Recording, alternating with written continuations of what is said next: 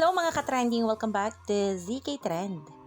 Pinag-uusapan na nga ang panibagong post ni Belle Mariano sa kanyang Instagram account.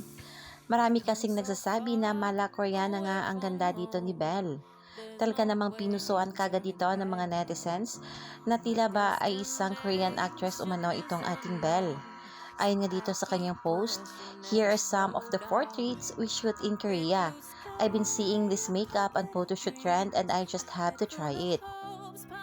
At marami nga mga netizens ang nagsasabi na kamukha nga ni Belle ang Korean actress na si Song Hye Kyo.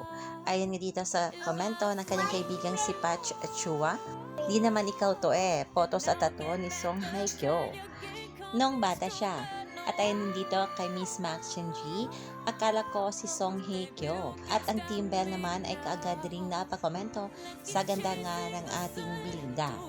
Lalong-lalo na rin ang larawan na ipinost ng kanyang best friend ni si Arabella na talaga namang tila ba ay mga Korean actress nga itong dalawa. At panigurado naman, kung nandito lang si Donnie sa outside world, wala siya sa PUB house, ay mapapawaw din ito sa ganda ng kanyang Tinkerbell. Ayon nga dito sa komento ng ilang bula sa X. Ito yung klase ng shoot ng mga Korean female leads na may ongoing series. Di magsasawang sabing ang ganda mo, Belinda. Ayon pa dito, Korean actresses, the visuals, OMG. Sobrang Koreana.